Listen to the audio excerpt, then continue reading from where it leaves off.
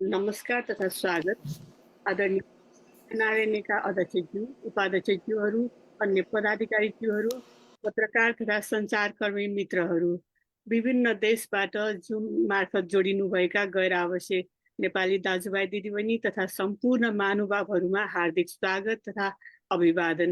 म बाबा Rajeshwari Thapa, 17औं NRNA Europe क्षेत्रीय सम्मेलनको मिडिया कोअर्डिनेटर।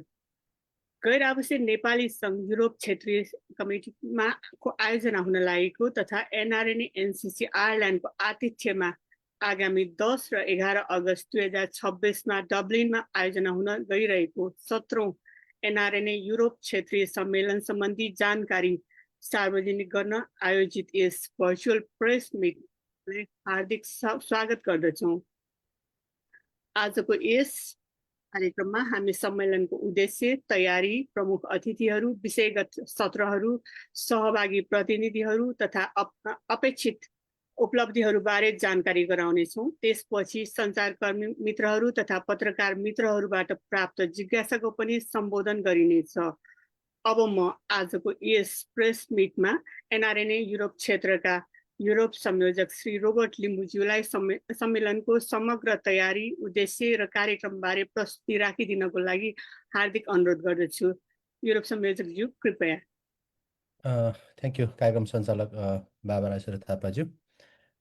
कार्यक्रममा उपस्थित हुनुभएका यस संस्थाका अध्यक्ष हेमराज शर्माज्यू, त्यसै गरी उपाध्यक्षज्यूहरू रामचरण सिंहखडा, रोजिना प्रधानज्यू लगायत मैले देखिरहेको छु, अरूको नाम धेरै छ, क्रमश ल्याउँला। र विभिन्न यो कार्यक्रमको लागि सहभागी हुनुभएका पत्रकार साथीहरू र दर्शक महानुभावहरूमा सर्वप्रथम म रोबर्ट लिम्बू युरोप संयोजकको तर्फबाट हार्दिक नमस्कार व्यक्त गर्न चाहन्छु। आज हामी करिब निकै लामो समय पश्चात, निकै लामो तयारीका साथ गैर नेपाली सङ्घको 17औं एनआरएनए युरोपको क्षेत्रीय सम्मेलन जुन अगस्तको 10-11 डब्लिनमा हुन आयोजना गरिएको छ, त्यसको सङ्घारमा, तयारीको अन्तिम सङ्घारमा यहाँहरूको बिचमा छौँ। करिब 3-4 महिनाको लामो कसरत तयारी पश्चात हामी यहाँको बिचमा यो कार्यक्रमको उद्देश्य, यो कार्यक्रमको तयारीको अवस्था, यो कार्यक्रमको अहिले हामी कस्तो के चिजहरू गर्न गइरहेका छौँ भन्ने विषय म तपाईँहरूको बिचमा आज जानकारी गराउने उद्देश्यले यो पत्रकार सम्मेलन आयोजना गरिएको छ। सम्पूर्ण साथीहरूलाई, सहभागी साथीहरूलाई आजको यो कार्यक्रममा सर्टकटमा कार्यक्रम अगाडि बढ्ने हुनाले म संक्षिप्त विवरणसहित आफ्नो यो विषय तपाईँहरूको बिचमा राख्न चाहन्छु। यो गैर नेपाली सङ्घको 17औं क्षेत्रीय सम्मेलन डब्लिनमा united by identity, driven by investment, committed to prosperity भन्ने मूल नारा तय गरिएको छ र यस कार्यक्रमको, यस कन्फरेन्सको टाइटल नेम चाहिँ सङ्कल्प, नेपालीमा सङ्कल्प राखेको छ, जसको अर्थ यहाँहरूलाई जगजाहेरै छ कि यसको अर्थ एउटा वादा, कमिटमेन्ट एउटा भन्ने अर्थ रहन्छ। हामीले 3वटा मुख्य थिम अन्तर्गत रहेर यो सम्मेलनलाई आयोजना गरेको छौँ, जसमा नागरिकता, लगानी र समृद्धि भनेको छौँ। त्यो हुनाले यो 3वटा थिमलाई हामीले छलफल मात्र गर्ने हो, त्यस उप कमिटमेन्ट गर्ने र त्यसको कार्यान्वयनको लागि लाग्ने एउटा बाचा गर्ने कुरालाई हामी यो सम्मेलन मार्फत अगाडि बढ्छौँ। यो कुरा मैले तपाईँहरूको बिचमा राख्न चाहन्छु र म स्क्रिनलाई थोरै सेयर गरेर तपाईँहरूको बिचमा आज हामीसँग भएका तयारीहरूलाई राख्न चाहन्छु।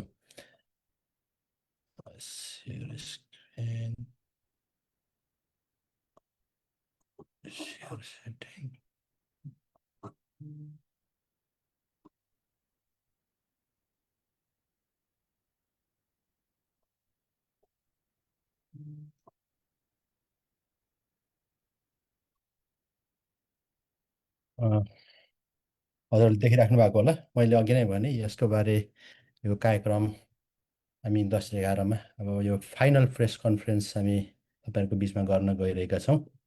अब 3 दिन मात्रै हामीसँग बाँकी छ यो सुरु हुनलाई।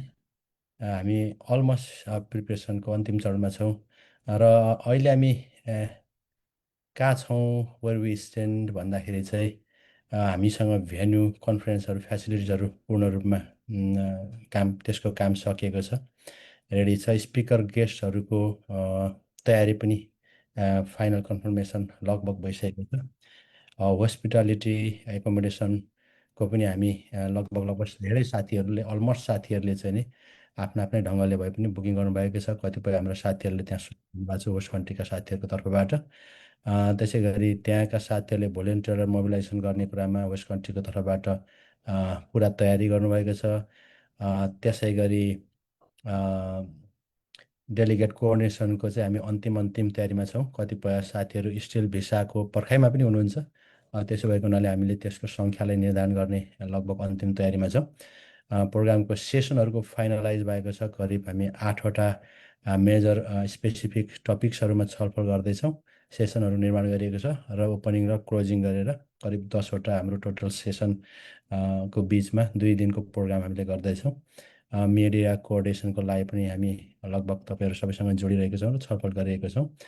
बाँकी लजिस्टिक कुराहरूमा पनि हामी लगभग हामी तयारी अवस्थामा छौँ।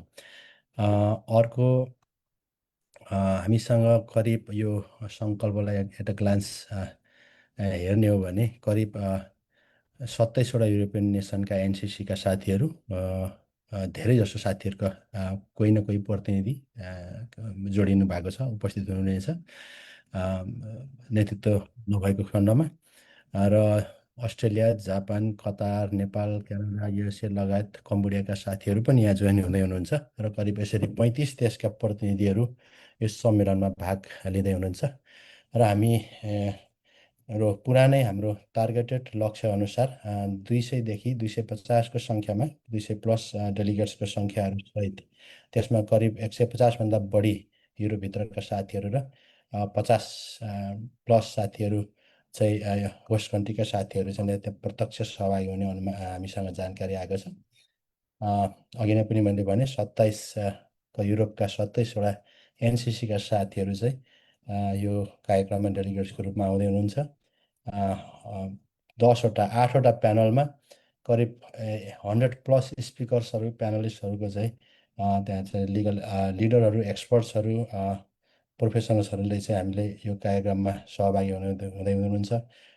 त्यो चिज थेमेटिक सेसनको रूपमा मैले अघि नै बताएँ, करिब 8वटा सेसन। त्यसमा पहिलो दिनमा, दोस्रो दिनमा के गर्ने भन्ने विषयहरू म तपाईँलाई अलिक विस्तृत पनि जानकारी गराउनेछु। त्यस खास गरिकन वुमन लिडरसिप, युथ लिडरसिपका पक्षहरू पनि छन् जुन कन्टिन्युटी एनआरएनको आफ्नो मुभमेन्टको कन्टिन्युटीको लागि त्यो कुराहरूलाई पनि यसपटकको सङ्कल्पको यो कार्यक्रममा हामीले उत्तिकै महत्त्वका साथ प्राथमिकतामा राखेका छौँ।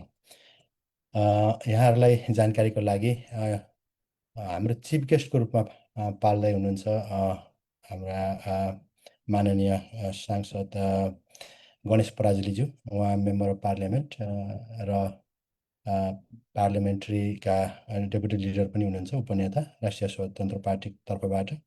त्यसै गरी Supriya Singh, councillor Dublin city काउन्सिलको आयरल्यान्डको तर्फबाट उहाँ पनि यो कार्यक्रममा सहभागी हुँदैछ। त्यसै गरी एम्बेसी अफ नेपाल लन्डनको तर्फबाट, जसले आयरल्यान्डलाई पनि हेर्ने गर्दछ, एक्टिङ राजदूत विपिन दुवाडी सर पनि त्यहाँ आउँदै हुनुहुन्छ। त्यसै गरी हामीसँग नेपालको तर्फबाट परराष्ट्र महाशाखाको सहसचिवज्यू कृष्ण कुमार सुवेदीज्यू पनि डायस्पोरा डिभिजनको तर्फबाट हाम्रो सम्मेलनमा सहभागी हुनुहुँदैछ। यस सँगसँगै हामीसँग एनआरएनका विभिन्न तहमा काम गर्नुभएका लिडरसिप साथीहरू, एनआरएन युरोपियन एनसिसीका प्रेसिडेन्टहरू, त्यसै गरी बिजनेस लिडर्सहरू, बिजनेस व्यवसायी सङ्घका साथीहरू, एक्सपर्ट्स, पोलिसी मेकर साथीहरू, वुमन र युथ लिडरसिप चाहिँ हामी बिचमा यसपटक हामी एउटै प्लेटफर्ममा जम्मा हुँदैछौँ। त्यसै गरी अब यो 2 दिनको कार्यक्रममा 10 र 11 गते अगस्तमा के हुन्छ भन्ने कुरा खुलदुलीको लागि हुनसक्छ। त्यसमा सिम्पली हामी हाम्रो सेसन ओपनिङ सेसन हुनेछ करिब 9 बजीतिर।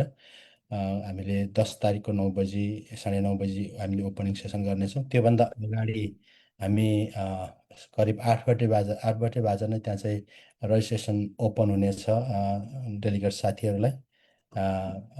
किट लगायत सम्पूर्ण व्यवस्थापन रजिस्ट्रेसन सँगसँगै उहाँहरूले प्राप्त गर्नुहुनेछ। त्यो सके पश्चात हामी ओपनिङ सेरेमनी गर्नेछौँ। त्यसमा अघि मैले यहाँका सेसनहरूको विस्तृत भन्दै भनेको थिएँ। त्यो कुरा यहाँ चाहिँ पहिलो सेसनको रूपमा हामीले citizenship and policy dialogue related session हाम्रो छ। त्यसमा हाम्रा साथीहरू विभिन्न भाइस प्रेसिडेन्ट ज्यूहरूले त्यसको चेयर गर्नुहुनेछ।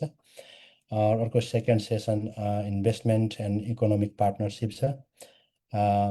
थर्ड सेसन अर्गनाइजेसनल र एनसिसी आइसिसी डायलग जो कनेक्टिभिटी एनसिसीहरूलाई स्ट्रेन्थ गर्ने, त्यसको अपर्च्युनिटी र च्यालेन्जहरूलाई खोज्ने एक्सप्लोर गर्ने कुरा हुनेछ र समाधान खोज्ने।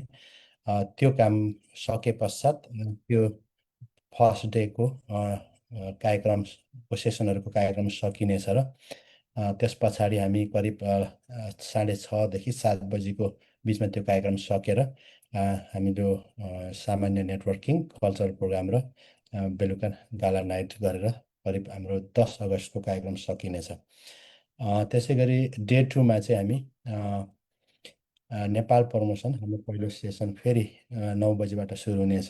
Economic Nepal promotion economic and labour diplomacy. त्यसै गरी अर्को त्यस पछाडि woman leadership and challenge and opportunities भनेर अर्को सेसन जो महिलाहरूलाई लक्षित गरेर डेडिकेटेड गरेर अर्को सेसन हुनेछ। त्यस पछाडि युथ र सेकेन्ड जेनेरेसनको कार्यक्रम सेसन रहनेछ। त्यस पछाडि मोबिलाइजिङ डायस्पोरा नलेज एन्ड इनोभेसन भनेर अर्को सेसन छ। त्यस पछाडि हामीसँग अन्तिम सेसनको रूपमा रिब्रान्डिङ एनआरएनए जुन अहिले यो नवनिर्वाचित कार्य समिति भए पश्चात यसलाई एनआरएनको सम्पूर्ण संरचनाहरूलाई, यसका चाहिँ विधिहरूलाई, विधानहरूलाई मात्र होइन, यसको एउटा रिस्ट्रक्चर गर्ने हामी जुन प्रक्रियामा छौँ त्यो कुराहरूको त्यहाँ छलफल हुनेछ। त्यो विविध पक्षहरू जसको साङ्गठनिक संरचना मात्रै होइन, त्यसलाई कसरी डेलिगेट्सको प्रोसेसहरू, भोटिङ राइट्सका कुराहरू पनि छन्, प्रतिनिधि राइट्सका। त्यस पछाडि हामी दोस्रो दिनका करिब 5 महत्त्वपूर्ण सेसनहरूको समाप्ति पश्चात चाहिँ क्लोजिङ सेरेमनी गर्नेछौँ को आयोजना हुनेछ। करिब लगभग 5 बजे एराउन्ड 4:30 5 बजी चाहिँ हामी क्लोजिङ सेरेमनी सुरु गर्नेछौँ दोस्रो दिनको। र त्यसमा टोकन अफ लभ विभिन्न साथीहरूलाई बाँड्ने, स्पोन्सर साथीहरूलाई, भोलिन्टियर साथीहरूलाई चाहिँ सर्टिफिकेटहरू प्रदान गर्ने कार्यक्रम हुनेछ। र त्यस पछाडि फेरि हामी नेटवर्किङ, ग्यादरिङ, कन्भर्सेसन अनि कल्चरल प्रोग्रामको साथै नाइट गाला डिनर गरेर हामी त्यो कार्यक्रममा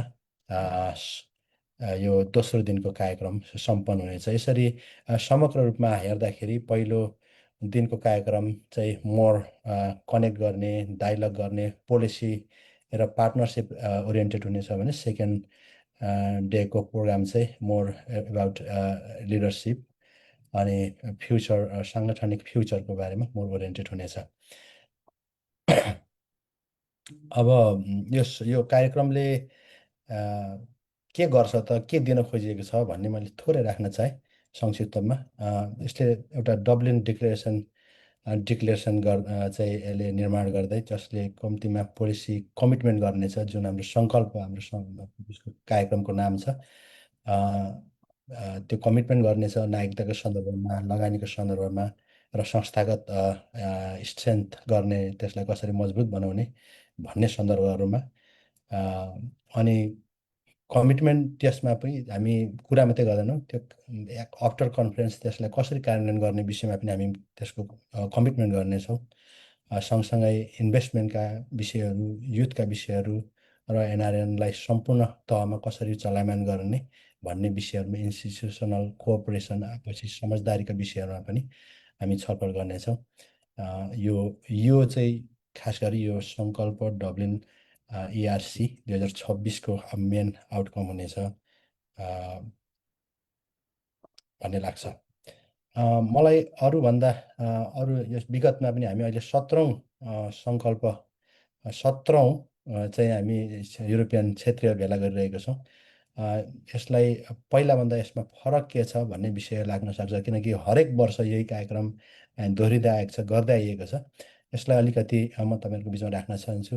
यो कन्फरेन्स मात्र होइन, यसलाई चाहिँ यहाँ चाहिँ हामी बिचमा डाइलग गरेर त्यसलाई डिसिजनमा निर्माण गर्ने र त्यो यसलाई निष्कर्षमा ल्याउने, निर्णय गर्ने र त्यो डायस्पोरालाई पार्टनरसिप मार्फत कन्ट्रीको प्रोस्पेरिटीसँग जोड्ने अनि इन्ट्रेस्टेड इन्भेस्टमेन्टहरू, लगानीकर्ताहरू, सानातिना सबै डायस्पोराका साथीहरूलाई जोडेर त्यसलाई एउटा एनआइएनको माध्यमबाट कमिटमेन्ट गरिकन राज्यसँग जोड्ने कुरा र जुन हाम्रो अघि नै पनि मैले सिटिजनसिपको एउटा डिबेट छ, सिटिजनसिपको गैर नागरिकताको कार्डको डिबेट छ, यो समग्र विषयमा त्यो छलफल गरेर राज्यसँग पोलिसी एडभोकेसी गर्ने कुरामा चाहिँ यो सङ्कल्प कार्यक्रमले यो सम्मेलनले कन्फरेन्सले कमिटमेन्ट गर्नेछ। त्यसको उप वास्तविक रूपमा व्यावहारिक रूपमा कार्यान्वयन गर्नलाई अगाडि बढ्नेछ। यो तपाईँहरूको बिचमा राख्न चाहन्छु।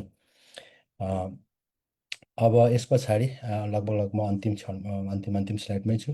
मिडिया प्रेस इन्फर्मेसनका साथीहरूलाई सबैतिरबाट निमन्त्रणा पनि गरिएको छ। कतिपय साथीहरू छुट्नु भएको छ भने म यसै कार्यक्रम मार्फत पनि उहाँहरूलाई निमन्त्रणा गर्न चाहन्छु। यहाँहरूलाई सर्टिफिकेटको सर्टिफिकेटको व्यवस्था पनि हुनेछ। यहाँहरू उपस्थित हुनुभयो भने त्यसै गरी यो कार्यक्रममा सहभागी हुने सामान्यतया रजिस्टर फी 200 युरो हो, तर मिडियाका साथीहरूलाई 150 युरो डिस्काउन्टसहित हामीले त्यो पनि गरेका छौँ।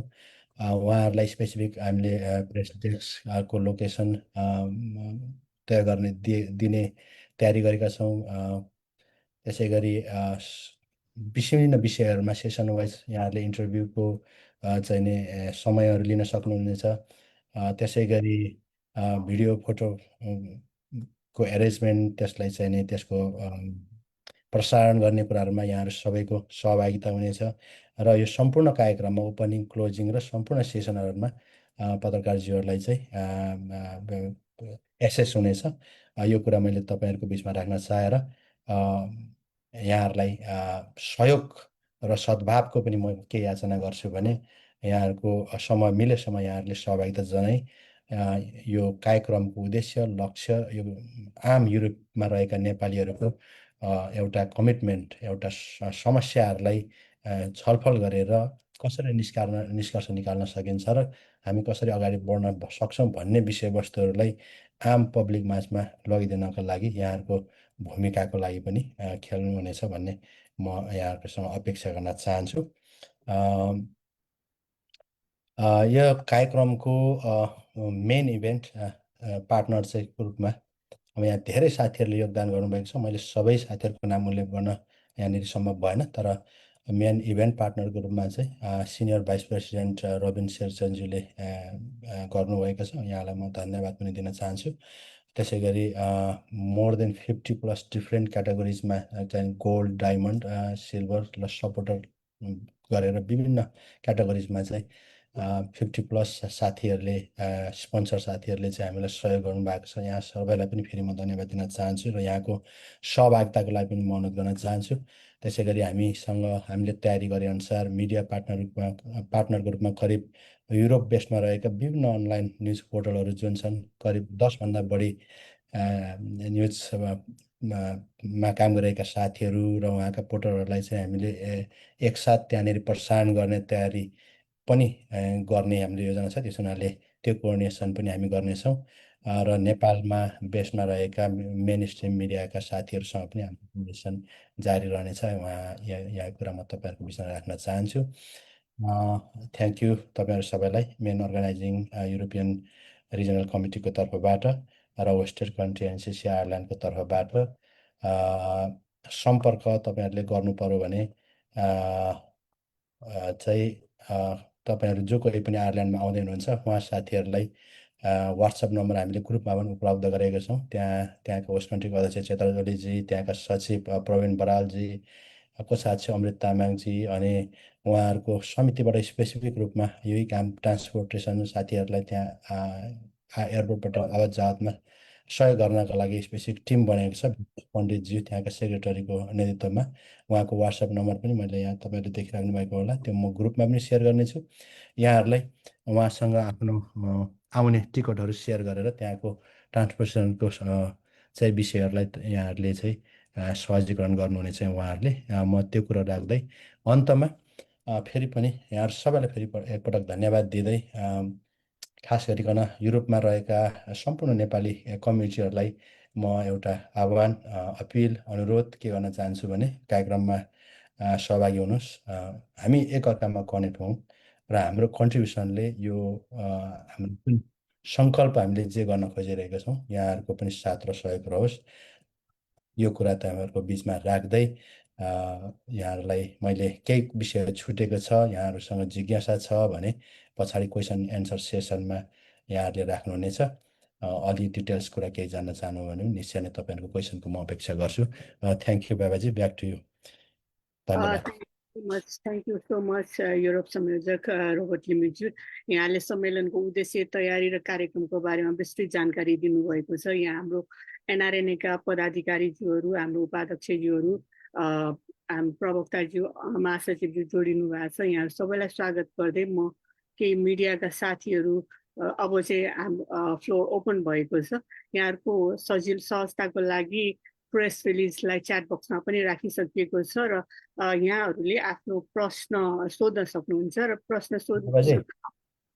1 मिनट हाम्रो होस्ट कन्ट्रीको अध्यक्ष क्षेत्रराज्यलाई यहाँको तर्फबाट राख्नु कुरा उहाँलाई दिनु। हुन्छ, हस् युरोप संयोजकज्यू। म पहिला पत्रकारज्यूहरूलाई अनुरोध गर्न चाहन्छु, यहाँहरूको प्रश्न छ भने रेडी गरेर राख्नु होला। हामी 5 देखि 7 वटा प्रश्न लिनेछौँ। केही प्रश्नहरू हामीलाई सोसियल मिडियामा पनि प्राप्त भएका छन्, ती प्रश्नहरू पनि म यहाँहरू समक्ष राख्नेछु र साथीहरूलाई पत्रकार मित्रहरूलाई प्रश्न राख्नु अगाडि चाहिँ यहाँहरूको प्रश्न कसलाई हो, यहाँ कुन मिडियाबाट हुनुहुन्छ र यहाँहरूको परिचय सहित प्रश्न राखिदिनको लागि अनुरोध गर्छु र ह्यान्ड रेज पनि गरिदिनुको लागि अनुरोध गर्छु। यहाँहरूको तयारी हुँदै म अब होस्टको अध्यक्षज्यूलाई चाहिँ त्यहाँ के कस्तो तयारी भइरहेको छ छोटोमा 2 मिनटमा त्यहाँको तयारी बारे हामीलाई जानकारी दिनुको लागि छु र हाम्रो पत्रकार साथीहरूलाई चाहिँ यहाँको प्रश्न रेडी राखेर ह्यान्ड रेज गर्नको लागि पनि अनुरोध गर्न चाहन्छु। क्षेत्रराजी। हजुर, थ्याङ्क यू कार्यक्रम सञ्चालक बाबा राजेश्वरी थापाज्यू, आइसिसी अध्यक्षज्यू, उपाध्यक्षज्यूहरू, आइसिसी पदाधिकारीज्यूहरू, युरो कमिटीका पदाधिकारीज्यूहरू, आरसीज्यू र संसारभरिबाट जोडिनुभएका एनआरएन अभियन्ताज्यूहरू, आदरणीय सञ्चारकर्मी मित्रहरू एवं उपस्थित सम्पूर्ण महानुभावहरूमा हार्दिक नमस्कार। पहिलो कुरो त यो यसरी हामीले चाहिँ यहाँ प्रेस मिट गरेर इन्फर्मेसन दिँदा अब धेरै खुसी छौँ। हाम्रो यहाँको तयारी लगभग सबै पुरा भइसकेको छ। 9 तारिकको बेलुका हामीले वेलकम डिनरको आयोजना गरेका छौँ। अब ट्रान्सपोर्टेसनको सबै कुराहरू त आरसीज्यूले सबै त्यहाँ भनिसक्नु भएको छ अरू कुराहरू। ट्रान्सपोर्टेसनको कुराहरूमा यहाँहरूले आफ्नो चाहिँ त्यहाँ ग्रुपमा चाहिँ टिकटहरू अथवा ऊ चाहिँ छोड्नुभयो भने चाहिँ हामीलाई सजिलो हुन्छ। टाइमिङ छोड्नुभयो भने चाहिँ अब तपाईँहरूसँग कनेक्सन हुनलाई चाहिँ सजिलो हुन्छ। हामी तपाईँहरूको आतिथ्यको लागि चाहिँ एकदम तयारी छौँ र यहाँहरू सबैलाई हार्दिक निमन्त्रणा, सबैजना आइदिनु होला। अब त्यहीँ भेटौँला। अब मैले छोटै राखेँ है, अरू सबै आरसीज्यूले सबै उ गरिसक्नु भएको छ। अरू कुराहरू पछि फेरि केही पर्यो भने म भन्छु। धन्यवाद। थ्याङ्क यू सो मच हाम्रो प्रेसिडेन्ट आयरल्यान्ड।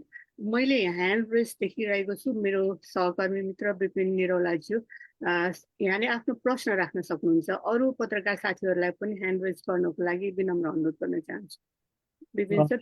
मैले सोध्छु है म्याम। हस् sir, please. Vipin sir please. हजुर, नमस्कार सबैलाई नमस्कार। मेरो नाम विपिन निरौला, म लन्डन युकेबाट BritishKhabar.com भन्ने एउटा चाहिँ वेबसाइट चलाउँछु। सर्वप्रथम बाबाजीलाई धन्यवाद। व्यक्तिगत रूपमा पनि तपाईँले चाट बक्समा बिर्सिसकेर सम्झाइदिनु भयो र निमन्त्रणाको लागि। अब यो कुरो चाहिँ अलिकति रोटी चाहिँ के चिल्लो कुरो खस्रो राम्रो भन्छन् होइन। फेरि हामी अब यो पत्रकारहरू भनेको समाजको तेस्रो आँखा पनि भनिन्छ। अब सामाजिक सञ्जाल, अब तपाईँले भनिहाल्नुभयो सामाजिक सञ्जाल मार्फत पनि प्रश्न आएछन् भनेर। सामाजिक सञ्जालमा उठेका कुराहरू सार्वजनिक कुराहरू हुन्, यसलाई अलिकति क्लियर गर्नु राम्रो हुन्छ। त्यसमाथि म चाहिँ पोजिटिभ थिङ्किङको मान्छे, सकारात्मक सोचको मान्छे। मैले यो प्रश्न मैले व्यक्तिगत मेरो तर्फबाट होइन, सामाजिक सञ्जालमा देखिएका कुराहरूलाई मैले यसमा राख्न खोजेको। रोबर्टजीको प्रस्तुति एकदम राम्रो थियो, तपाईँहरूलाई बधाई तथा शुभकामना ERM-को सफलताको लागि। यद्यपि म उपस्थित हुन सक्दिनँ, त्यसको लागि म क्षमा याचना गर्दछु। तर यहाँ प्रश्न चाहिँ के आएको छ भनेदेखि यो हरेक पटक ERM हुन्छ, यो 17औं कि कति भन्नुभयो, यो ERM मार्फत अथवा यो भनौँ युरोप संयोजक भएका मान्छे NRN को केन्द्रीय नेतृत्वसम्म पुग्नु भएको छ।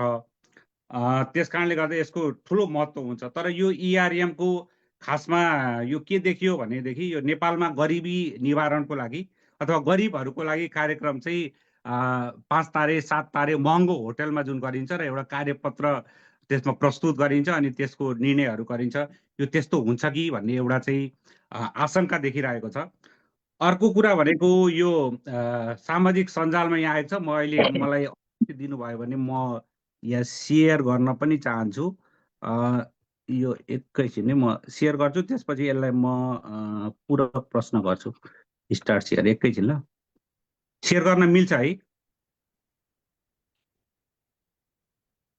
बाबाजी? सेयर गर्न मिल्छ? सेयर गर्न मिल्छ, त्यो अप्सन छ होला बिपिनजी, फेरि ट्राई गरौँ। हेर्नु त मैले एउटा सेयर गरेँ होइन,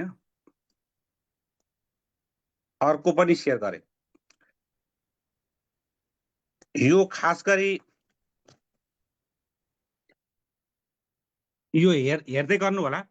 अब यो धेरै साथीहरूले यो जम्बो भन्दा रिसाउनुहुन्छ, माइन्ड गर्नुहुन्छ। तर के भने हामी सामान किन्न जाँदा कोक फेन्टा किन्यो भने फ्यामिली प्याक जम्बो भने ओहो सस्तोमा जम्बो प्याक पाइयो भन्छौँ, एकदम खुसी हुन्छौँ। तर यो NRN को तपाईँलाई सेन्ट्रल कमिटीदेखि लिएर अहिले युरोप कमिटीसम्म यो के अरे तपाईँलाई जम्बो कमिटी बनेको छ। मैले त खासमा निर्वाचनमा रोबर्टजी युरोप संयोजक, त्यसपछि तिलक भट्टराईजी सहसंयोजक उपसंयोजक हुनुभएको भन्ने समाचार पढेको। त्यसपछि को अरू उपसंयोजक सहसंयोजक हुनुभयो, त्यो पनि त्यति राम्ररी जानकारी पाएको छैन। आज यहाँ परिचय पनि गराइएन। मैले सुनेको चाहिँ एकदम ठुलो जम्बो कमिटी छ भनेर। यत्रो जम्बो कमिटी तपाईँहरूको हुँदाहुँदै पनि यो ERM मा NRN का संस्थापकहरू कसलाई तपाईँहरूले औपचारिक निमन्त्रणा गर्नुभएको छ? यदि गरेको छैन भने किन गरेका छैन र कसले आउने भनेर कन्फर्म गर्नुभएको छ? यो एउटा प्रश्न। दोस्रो प्रश्न, मैले जुन यो स्क्रिन सेयर गरेँ यसमा चाहिँ रोबर्टजीलाई यो बेल्जियम र यहाँ म अलिकति पढेर सुनाउन चाहन्छु केही मात्रै भने चाहिँ रोबर्टजीको कोरिया र बेल्जियम काण्ड कति हो कति अब अरू के भन्नु पर्ला भनेर चाहिँ यो तपाईँको कोरिया र बेल्जियम काण्ड के हो? आज यो तपाईँलाई सुवर्ण अवसर छ, यसमा पनि अलिकति प्रश्न पारिदिनु होला।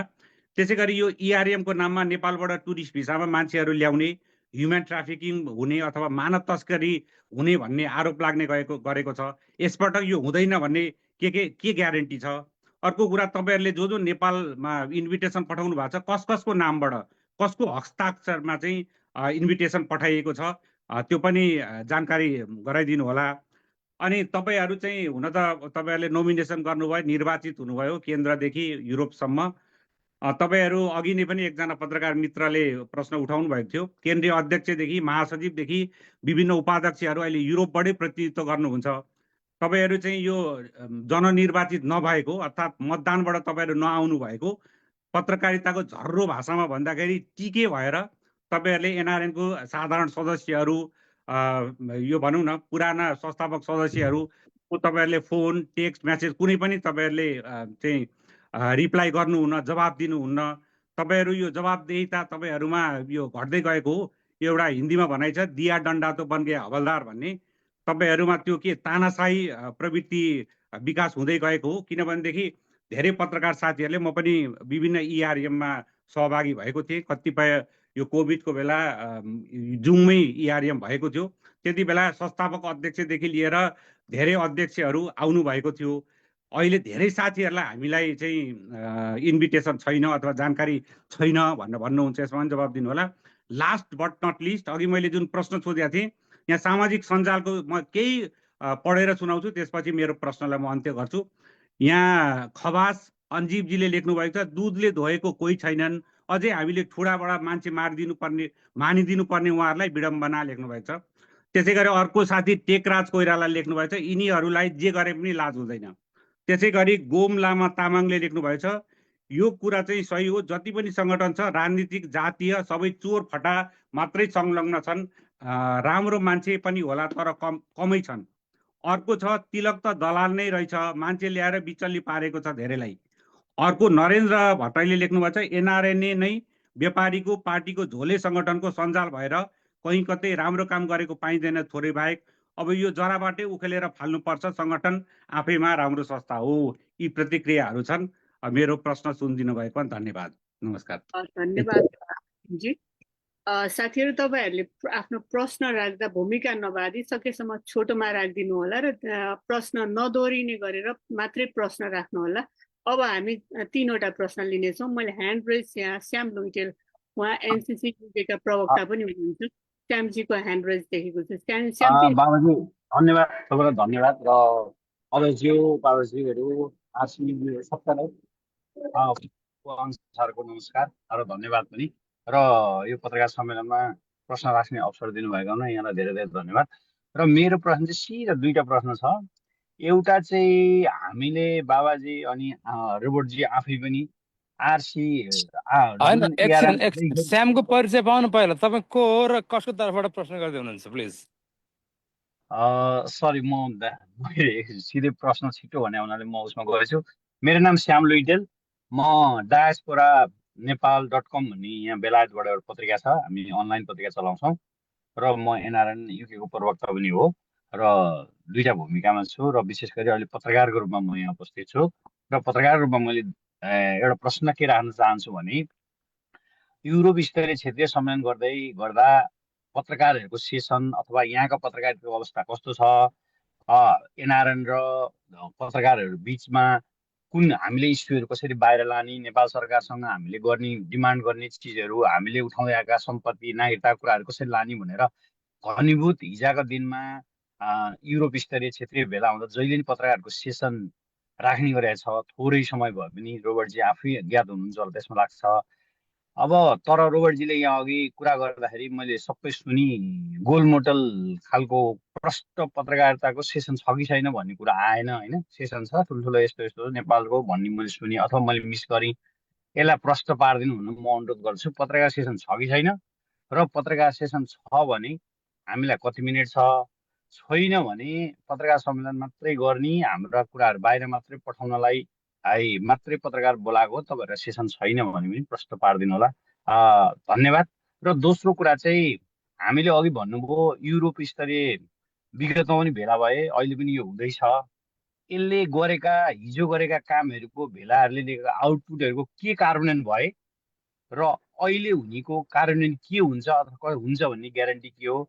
तपाईँहरूले यदि केही रिसर्च गरेको भए, विगतमा यस्तो भए, हामीले डिक्लेरेसन यो थियो, यो कार्यान्वयन भएर यसको जानकारी दिनु पाए धेरै राम्रो हुन्थ्यो। धन्यवाद। Thank you so much Shyamji. यहाँ साथीहरूको ह्यान्ड रेज भएको छैन र साथीहरू तयारी अवस्थामा हुनुहुन्छ भने ह्यान्ड रेज गरिदिनु होला। म सामाजिक सञ्जाल मार्फत प्राप्त भएको केही प्रश्न दोहोरिसकेको छ र नदोहोरिएको प्रश्न दिदी मैले थोरै रोकेँ, मेरो प्रश्नहरू थियो, यसै बिचमा राख्न मिल्छ? यसो गरौँ, म सामाजिक सञ्जालमा भएको प्रश्न राख्छु, त्यस पछाडि तपाईँ युरो पार्टीको तर्फबाट राख्नु होला। हस्, धन्यवाद। यहाँ सामाजिक सञ्जालबाट आएको 2वटा प्रश्नलाई मैले लिएँ। रिब्रान्डिङ एनआरएनए सत्र किन आवश्यक ठानिएको हो? संस्थाको छवि र विश्वसनीयता सुधारका लागि के योजना छ? यो पक्का पनि हाम्रो अध्यक्षज्यूको लागि र आरसीज्यूको लागि हुनसक्छ। अनि अर्को प्रश्न छ, आइसिसी र एनसिसी बिचको समन्वय देखिएका समस्या समाधानको लागि यो सम्मेलनले के प्रस्ताव गर्नेछ? यी 2वटा प्रश्न मैले सामाजिक सञ्जालबाट लिएको छु र अबको समय तपाईँको लागि युरो पार्टी। धन्यवाद दिदी हजुरलाई। नमस्कार सबैजनालाई। मेरो नाम पुस्तक रेग्मी, europarty.com-बाट, म पोर्चुगलबाट। मेरो प्रश्न मैले सिधै प्रश्नतिर गएँ। मेरो प्रश्न 3वटा छ। पहिलो प्रश्न, युरोपमा रहेका नेपालीका तत्कालीन समस्या समाधान गर्न सम्मेलनपछि देखिने गरी एउटा ठोस काम के हुँदैछ, मेरो पहिलो प्रश्न। र अर्को प्रश्न, एनआरएनए भित्रको विवाद र संस्थाप्रतिको घट्दो विश्वासलाई सम्बोधन गर्न यो सम्मेलनले के सन्देश दिन्छ? मेरो अन्तिम प्रश्न, अगस्त 10 र 11मा सम्मेलन सकिसकेपछि नेपाली समुदायले यो सम्मेलनले हाम्रो लागि के गर्यो भनेर महसुस गर्ने एउटा मुख्य उपलब्धि के हुन्छ? मेरो यो तीनवटा प्रश्नको मेरो यो प्रश्न चाहिँ हाम्रो रोबर्टजीलाई। थ्याङ्क यू सो मच युरोपाटी लास्ट क्वेसन एकचोटि रिपिट गर्नु त अ, पुस्तक। हाम्रो अगस्त 10 र 11मा सम्मेलन सकिसकेपछि नेपाली समुदायले यो सम्मेलनले हाम्रो लागि के गर्यो भनेर महसुस गर्ने एउटा मुख्य उपलब्धि के हुन्छ?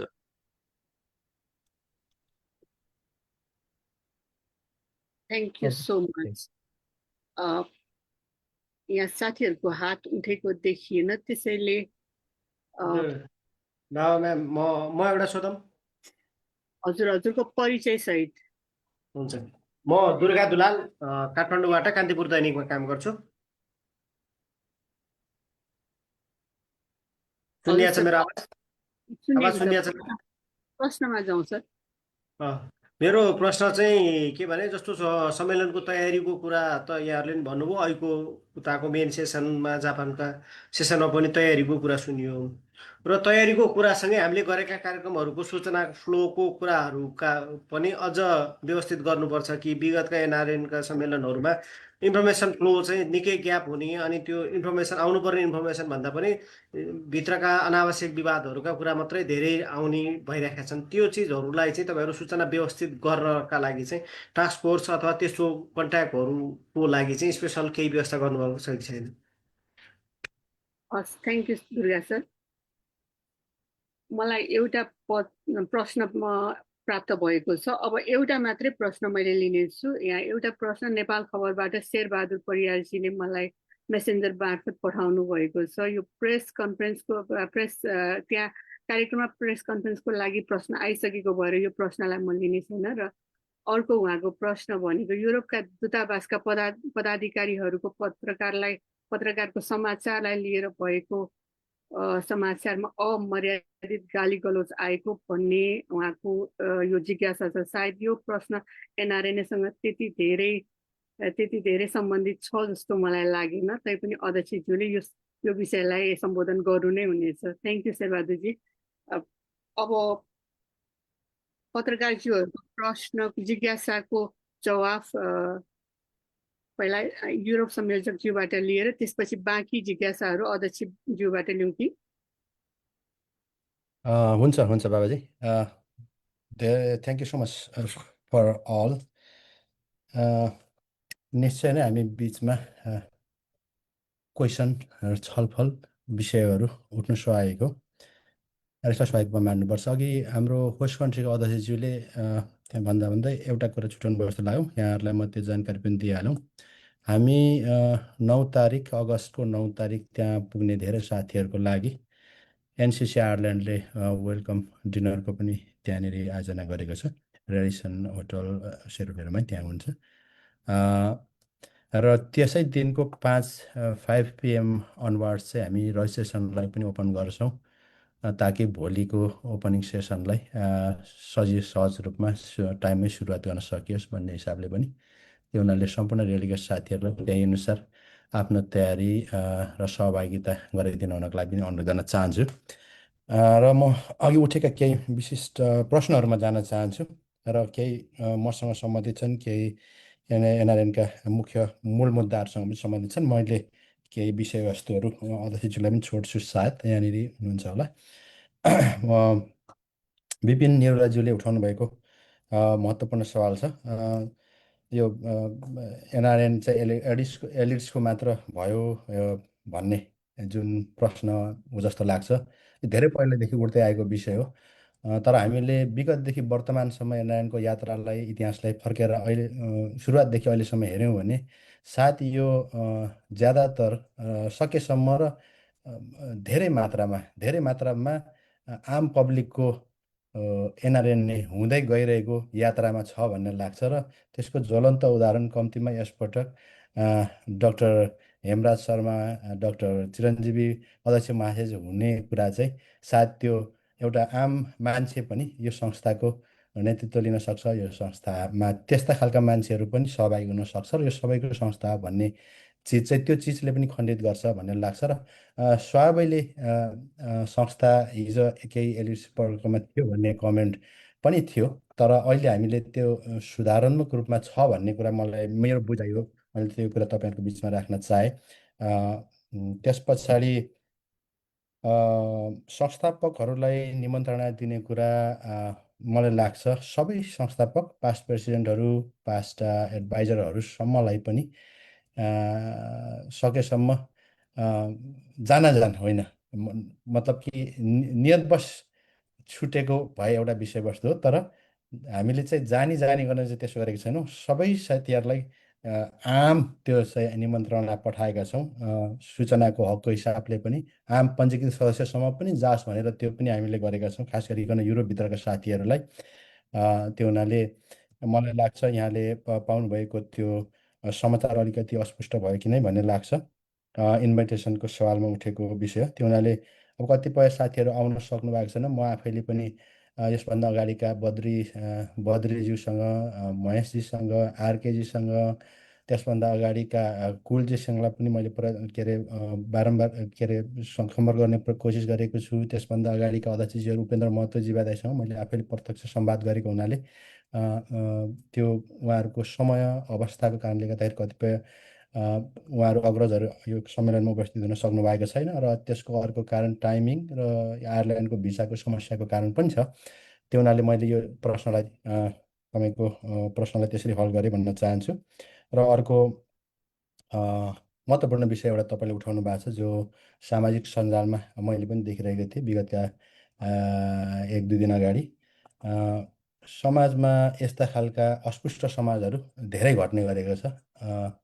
त्यो चाहे हामीले हरेक पोस्ट गरौँ या कुनै पनि विषयमा तपाईँले विचार राख्नु भने त्यसमुनि अनेकन खालका कमेन्टहरू आउने र अनेकन खालका विषयवस्तुहरू टार्गेटेड, लक्षित, आरोपित चाहिँ विषयवस्तुहरू कहिलेकाहीँ उठ्ने गरेको छ। त्यसो हुनाले यसको सत्यता के हो भन्ने हाम्रो अहिलेको वास्तविक चाहिँ के छ, वास्तविकता के छ भने नेपाली समुदाय, चाहे त्यो नेपाली समुदाय मात्र होइन, आम मानिसको ट्रेन्ड अहिले कस्तो भएको छ भने सामाजिक सञ्जालका छोटा क्लिप्सहरू, छोटा हेडलाइन्सहरू हेर्ने र त्यसको विस्तृत गहिराइमा नगएर सत्य तथ्य जाँच्नेतिर हामी जाँदैनौँ, र त्यो समय पनि हामीलाई हुन्न सायद अहिले त्यो भएको हुनाले पनि कतिपय अस्पष्ट समाचारहरू नै हामीले विश्वास गर्ने, ती समाचारहरू भाइरल हुने, मान्छेहरूका क्यारेक्टर एसेसिनेट हुने कुराहरू हुने गरेका छन्। त्यसले एउटा कतिपय सन्दर्भमा नराम्रो नतिजाहरू पनि सामाजिक रूपमा भएको हामीले देखेका छौँ। त्यो चाहे महिलाको सन्दर्भमा होस्, चाहे दुर्व्यवहारको सन्दर्भमा होस्, कसैको क्यारेक्टर एसिनेसनको सन्दर्भमा होस्, त्यस्ता चिजहरू हुने गरेका छन्। हामीले यसलाई त्यो हुनाले सामाजिक सञ्जालको प्रयोग, आफ्ना विचार अभिव्यक्ति स्वतन्त्रताको प्रयोगलाई चाहिँ कसरी हेर्ने भन्ने कुरामा, अलिकति कसरी बुझ्ने भन्ने कुरामा पनि हामीले चाहिँ सोच विचार गर्नुपर्छ भन्ने लाग्छ। त्यो हुनाले यहाँ उठेको आरोपको सन्दर्भमा अत्यन्तै मिथ्या र भ्रामक समाचार हो भन्ने कुरा म यहाँनिर राखेर तपाईँलाई खण्डित गर्न चाहन्छु। म ती साथी जसले मेरो विषयमा त्यो विषयवस्तुहरू राख्नु भएको छ, खुलेआम चुनौती दिन चाहन्छु। वास्तविक घटना के हो म तपाईँहरूसँग अहिले म यहाँ सेयर गर्न सक्दिनँ, तर कतिपय घटनाहरू छन् जसले ती सबै कुराहरूलाई खण्डित गर्छन्। आवश्यकता परेको खण्डमा, आवश्यकता परेको ठाउँमा ती चिजहरूको चाहिँ उहाँहरूसँग सामुन्ने र सबै साथीहरूको बिचमा चाहिँ त्यसको चाहिँ छलफलमा म त्यो चाहिँ प्रमाणसहित उपस्थित हुन तयार छु। त्यो हुनाले यस्ता मिथ्या समाचारहरूको पछि नलागौँ। समाजमा वास्तवमै केही चिजहरू छन्, केही साथीहरू, केही मानिसहरूले, केही व्यक्तिहरूले गलत गरेका छन्, त्यो कुरो देखिन्छ, तर त्यस्ता चिजहरूलाई हामीले पसेर दिनु हुँदैन। यस कारणले गर्दाखेरि मलाई लाग्छ यो हामीले सामाजिक सञ्जालमा अहिले हामीले हेरौँ न, सरकारका विरोधी कुराहरू, सरकार पक्षधर कुराहरू, कसै व्यक्तिका कुराहरू, व्यक्तिका विरोधका कुराहरू, होइन, अनेकन कुराहरू चाहिँ आइरहेको हुन्छ। त्यस कारणले गर्दाखेरि हामीले ती विषयवस्तुहरूलाई चाहिँ सही आँखाले ठम्याउनु देख्नुपर्छ र सही सोच विचारले चाहिँ नि सोच विचार नगरिकन सचेत विचारले सचेत नजरले सचेतनापूर्वक हेरेर विश्लेषण गरिएन भने चाहिँ हामी भ्रममा हुन्छौँ भन्ने लाग्छ विपिनजी। त्यस हुनाले हामीले त्यसतर्फ ध्यान दिनुभन्दा पनि सकारात्मक सोच विचार गर्नुपर्छ। यद्यपि यो प्रश्न उठेको छ, यसले मलाई मेरो आफ्नो क्लियरिफिकेसन गर्ने समय पनि दियो यहाँहरूको सबैको बिचमा। क्वेसन सोध्ने साथीहरूलाई पनि धन्यवाद, आरोप लाउने साथीहरूलाई पनि म धन्यवाद दिन चाहन्छु। र त्यस्ता आरोप प्रमाणित गर्न सक्नुहुन्छ भने म एनी टाइम त्यो चिजको चुनौती सामना गर्न तयार छु। मैले यो कुरा राख्न चाहेँ। म आफ्नो विषयमा अन्य विषयको साथीहरूको त अब उहाँहरूले नै राख्नुहोला। त्यस पछाडि श्याम लुइटेलजीले उठाउनु भएको एउटा प्रश्न छ। स्पेसिफिक पत्रकारको सेसन चाहिँ हामीले अहिले त्यहाँ राखेको छैनौँ, तर उहाँहरूलाई स्पेसिफिक प्रिभिलेजको रूपमा मैले अघि नै पनि भने उहाँलाई रजिस्टरको केसमा डिस्काउन्ट गरेका छौँ। अब यो यहाँले भने जस्तै पुराना पत्रकारहरूको सेसन चाहिँ थियो, रहने गरेको थियो, चलन थियो भन्नुभयो। निश्चय नै त्यसो गर्न सक्दाखेरि बेटर हुन्छ पनि जस्तो लाग्छ मलाई। तर यसपटकको सेसनमा हामीले स्पेसिफिक त्यसरी चाहिँ छुट्याएको छैनौँ। यसभन्दा यो कार्यक्रमको अभागै मैले अस्ति यो गएको 2 हप्ता अगाडि युरोपका धेरै साथीहरू, पत्रकार, समाजसेवी, राजनैतिक वैचारिक साथीहरू र समाजका यो विभिन्न व्यावसायिक साथीहरू सहितलाई जोडेर एउटा कार्यक्रम पनि गरेको थिएँ। त्यहाँ यहाँ शेरबहादुरजी लगायतका केही साथीहरू, पत्रकार साथीहरू पनि जोडिनु भएको थियो। निश्चय नै साथीहरूको त्यो खालको इनपुट यो समाजले, यो संस्थाले सँगै लिएर जानुपर्छ र यो समाजका सबै खालको तहका सबै खालका साथीहरूको विचार भावनालाई पनि यो संस्थाले प्रतिनिधित्व गर्नुपर्छ भन्नेमा म मेरो चाहिँ अडिग छु। त्यो विषयमा म सहमत छु। यहाँको विचार प्रश्नलाई म त्यो कुरा त्यसरी यसको एन्सर गर्न चाहन्छु। र यो कार्यान्वयनको सवालमा एउटा तपाईँले प्रश्न गर्नुहुन्छ, कसरी कार्यान्वयन गर्नुहुन्छ विगतभन्दा फरक भन्ने विषयमा हामीले आशा के गरौँ भन्दाखेरि यहाँ क्रिटिसाइज त अघि पनि भएको छ। यो ठुलो एनसिसी छ, धेरै साथीहरू छन् भन्ने विषय छ, जम्बो छ, टिके भन्ने पनि क्वेसन अघि पनि साथीहरूले भन्नुभएको छ, उठाउनु भएको छ, भन्यो भन्ने सन्दर्भमा। तर वास्तवमा नेतृत्व चयनको प्रक्रिया 2टा प्रक्रियाबाट हुन्छ होला भन्ने लाग्छ। त्यो चिज हामीले स्वीकार्नुपर्छ। हामी डेमोक्रेसीमा बिलिभ त गर्छौँ, तर डेमोक्रेसी भनेको इन मेजोरिटीको चोइस हो, तर सँगसँगै कहिलेकाहीँ हामी कन्सेन्सस सहमतिको चोइस पनि हुनसक्छ। त्यस कारणले गर्दाखेरि अहिलेको सन्दर्भ, यो पटकको अधिवेशनबाट भएको जे सहमतिबाट जे कार्य समिति निर्माण भयो एनआरएनएको वृहत एकतामा, त्यो चाहिँ कन्सेन्सस सहमतिको चाहिँ नेतृत्व चयन प्रक्रिया हो। यस कारणले गर्दाखेरि हामीले यसलाई जब सहमतिबाट गर्छौँ भने हामीले त्यसलाई टिके भनिराख्नु पनि उपयुक्त हुन्छ हुँदैन भन्ने विषय पनि हामीले एकपटक सोच्नु पर्ला कि जस्तो लाग्छ। होइन, कतिपय सन्दर्भमा केही स्वार्थहरू मिले, अत्यन्तै स्वार्थहरू मिलेर नाजायज चाहिँ नि गठबन्धनहरू बने, त्यतिखेरको चिजहरूलाई चाहिँ हामीले केही न केही क्रिटिसाइज गर्ने विषयवस्तु रहन्छ होला। तर आम साथीहरू 2वटा 3वटा भएर टुक्रिएका, बेछ्याल भएर टुटफुट भएका संस्थाहरू, साथीभाइहरूलाई जोडेर एउटा सग्लो एनआरएनए निर्माण गर्ने कुरामा आम सहमति हुँदाखेरि कहीँ कतै केही चिजहरूमा हुनु नपर्ने चिजहरू कम्प्रोमाइज भएका होला नि। त्यो त्यसमा चाहिँ म होइन भन्दिनँ। त्यसबारेमा मभन्दा बढी जानकार अध्यक्षज्यूहरू हुनुहुन्छ। तर यद्यपि हामीले यसलाई पोजिटिभ रूपमा नै समाजको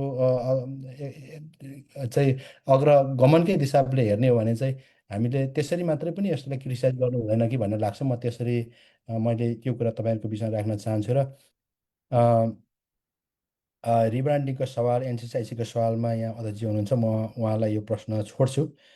त्यस पछाडि पुस्तकजीको थोरै सवाल छ, ठोस काम के हुन्छ, यिनीहरूको प्रतिको विश्वासलाई कसरी रिस्टाब्लिस गर्ने र भन्ने कुराहरू छ। यो हाम्रो एकजनाको प्रयत्नले यो चिज सम्भावना हुँदैन, यो कुरा स्वीकार्नुपर्छ। यो कसैले मैले गर्छु भनेर हुने कुरा होइन।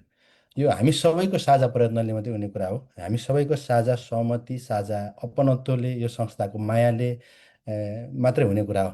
त्यस कारणले गर्दाखेरि एनआरएनप्रतिको विश्वासलाई फेरि त्यो चिजमा बढाउनको लागि निश्चय नै हिजो जे थियो अथवा हिजोभन्दा अझ उच्च बनाउनको लागि, यसको गरिमालाई बढाउनको लागि हिजो जे थियो त्यति मात्रै गरेर पुग्दैन। त्योभन्दा बढी अहिलेको नेतृत्वले वास्तविक रूपमा त्यसको जिम्मेवारी लिने, पारदर्शी हुने, समाजसँग कनेक्ट हुने, समाजका ती सबै साथीहरूको भावनालाई एकत्रित गर्ने, कसैप्रति बायसनेस नरहने भन्ने कुरा नै यसको खास मुख्य कडी हो भन्ने लाग्छ। त्यस कारणले गर्दाखेरि हामीले विभिन्न एनसिसीहरूको सवालमा होस्, चाहे चाहिँ यसका विभिन्न एजेन्डाहरू जो चाहिँ यसको आइसिसीले पारित गरेका निर्णयहरू छन्, ती विषयहरूलाई कार्यक्रमलाई समाजमा अगाडि बढाउँदाखेरि तटस्थ भएर पारदर्शी भएर र समाजको हितका लागि अगाडि बढाउने कुरामा नेतृत्व कति सबल छ, नेतृत्व कति पारदर्शी छ, नेतृत्व कति सफल भयो भन्ने कुरा नै यसको सबैभन्दा महत्त्वपूर्ण कुरा हो जस्तो लाग्छ।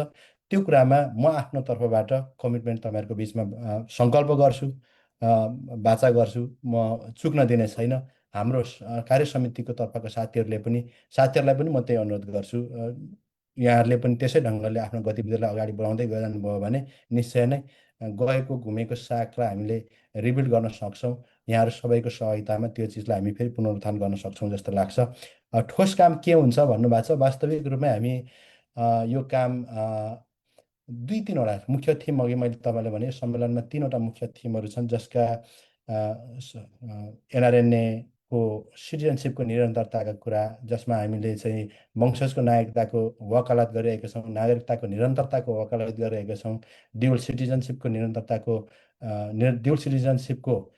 चाहिँ हामीले वकालत गरिरहेका छौँ। त्यो चिजहरूलाई पोलिसी एडभोकेसी गर्ने कुरा नै सबैभन्दा महत्त्वपूर्ण कुरा हो। यसपटक नयाँ जुन सरकार बनेको छ, यहाँहरू सबै मध्ये अब हामीले पनि आशा गरेका छौँ कि उहाँहरूले यसपटक, पुरानाले त गरेनन्, तर यसपटक नयाँ बनेको सरकार जो जनमुखी छ भनेर अपेक्षा गरिएको छ, यो सरकारले हाम्रो मागहरू पुरा गर्लान्। त्यो चिजहरू हामीलाई यो चिज चाहिएको छ भनेर हामीले आफ्ना मागहरू, आफ्ना समस्याहरू, आफ्ना कुराहरू उहाँहरूको बिचमा लानेछौँ र त्यसको इम्प्याक्ट सायद हामी बिचमा सरकारले त्यो सम्बोधन गरेर ल्याउनु हुनेछ भन्ने पनि ल्याउँछ होला भन्ने म आशा गर्छु। अन्य विविध विषयहरू छन् जो युरोपका कम्युनिटीसँग जोडिएका, राष्ट्रिय समितिसँग जोडिएका, देशमा भएका विविध घटनाहरू, माइग्रेसनका सवालहरूमा जोडिएका विषयहरू छन्। त्यो सम्पूर्ण सन्दर्भहरू, यति ठुला, यति धेरै कामहरू चाहिँ गर्नुपर्छ। एनआरएनले कहिलेकाहीँ यहाँ तपाईँहरू त आफ्नै देशमा पनि भुक्तभोगी साथीहरू हुनुहुन्छ। एनआरएनले त्यहाँ त्यो देशको पुलिस पनि हो, त्यो देश एनआरएनको अध्यक्ष अथवा त्यहाँका रहेका कार्य समितिहरू हरेक सन्दर्भमा त्यो देशका पुलिस पनि हो, कार्य समिति न्यायाधीश पनि हो, होइन, सहयोगी पनि हो, डोनर्स पनि हो। अनि यो सबै हिसाबले के हुन्छ भने त्यो सबैको भूमिका तपाईँहरूले निर्वाह गर्नु परिरहेको हुन्छ एज एनआरएनले। तर त्यसो गर्दा गर्दै पनि त्यो सबै भूमिका तपाईँले कसरी गरिराख्नु भएको हुन्छ भने एज अ भोलिन्टियर्स गरिराख्नु भएको हुन्छ। त्यस कारणले गर्दा यो संस्थाको नेतृत्व गर्ने कुरो, संस्थामा काम गर्ने कुरो त्यति सहज चाहिँ छैन, देखिन्न पनि।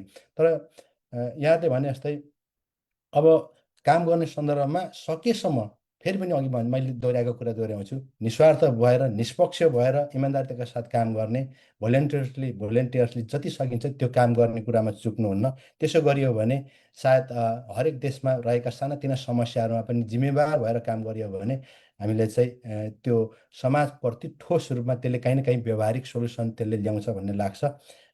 यो अगस्तको 10-11 पछि नेपालीहरूले सम्मेलनपछि के गर्यो भन्ने आशा गर्ने हो भने चाहिँ म 2वटा कुरा तपाईँलाई राख्छु। जस्तो एउटा हामी वंश नागरिकताको निरन्तरताको कुरा र एनआरएन कार्ड जो अलरेडी प्राप्त छ त्यसको एडभोकेसीमा केही न केही अब यसपटक हाम्रो उपनेता जो आउँदै हुनुहुन्छ चिफ गेस्टको रूपमा, उहाँलाई पनि हामी कुरा सुनाउनेछौँ, हाम्रा मागहरू राख्नेछौँ।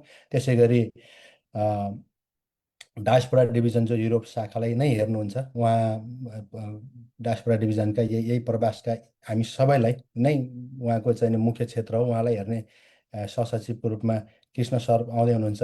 यहाँहरूलाई हामी कुरा राख्नेछौँ। उहाँहरूले हाम्रो कुरा बुझ्नुभयो भने सायद उहाँहरूले त्यो नीति नियम ऐन कानुन बनाउने ठाउँमा, विधेयक बनाउने ठाउँमा चाहिँ त्यो हाम्रो विषयहरू सम्बोधन गर्नु हुनेछ भन्ने मेरो विश्वास छ। त्यो एउटा विषय भयो। अर्को लगानीका सन्दर्भमा हामीले चाहिँ डायस्पोराका लगानीहरूलाई सहजीकरण गर्ने, नेपालमा लगानी गर्दाखेरि ती साथीहरूको सम्पत्तिको रक्षा गर्ने कुराहरू र विविध विषयहरू जो विधेयकमा आएका छन्, ती कुराहरूलाई विधेयकलाई हाम्रो लाभदायक अथवा हाम्रो चाहिँ हामीसँग मिल्ने खालको बनाउनको लागि, हाम्रा मागहरू, हाम्रा अप्ठ्याराहरूलाई चाहिँ समाधान गर्ने खालको गराउनको लागि पोलिसी एडभोकेसी गर्ने कुरामा हामी लाग्नेछौँ।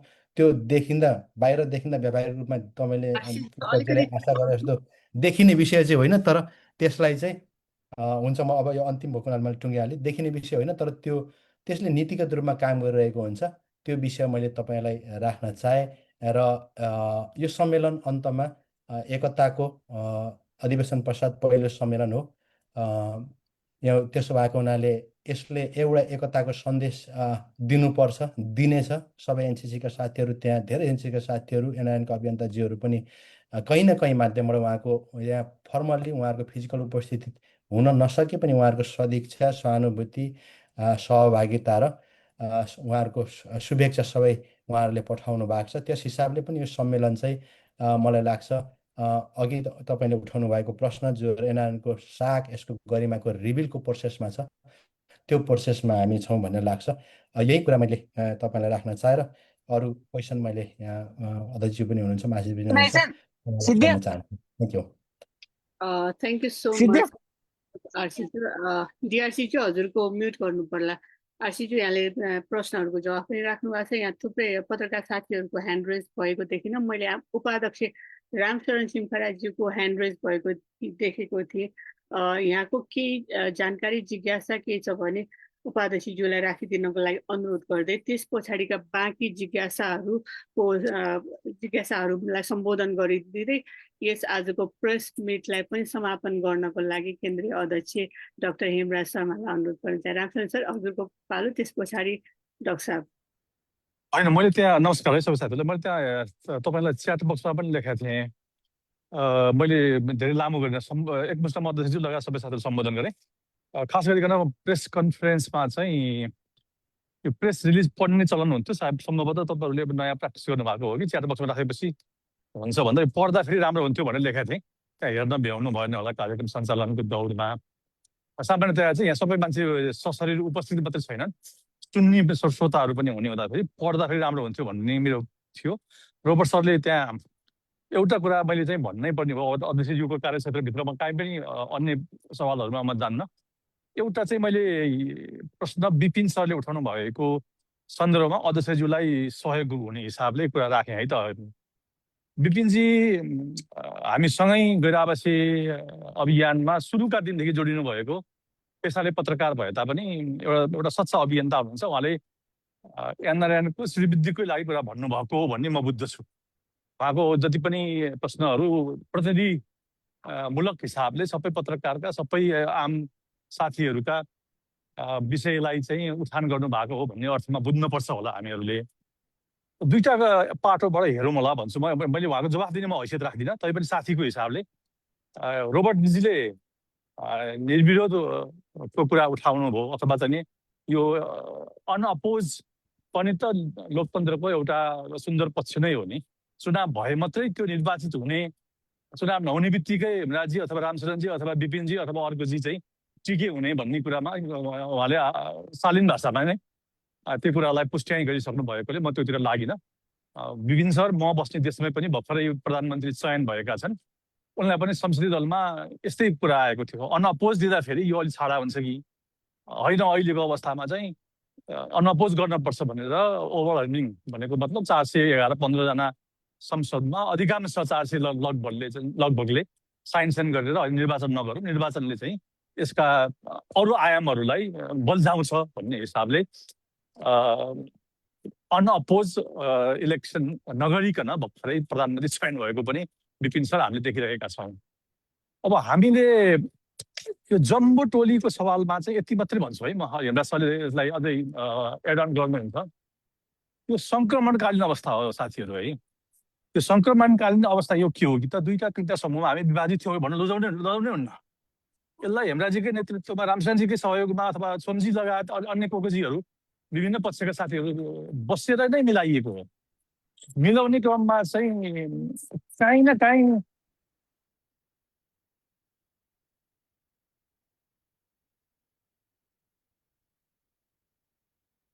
सरको आवाज आइरहेको छैन जस्तो। आवाज आएन, पिपीज्यू आवाज आएन।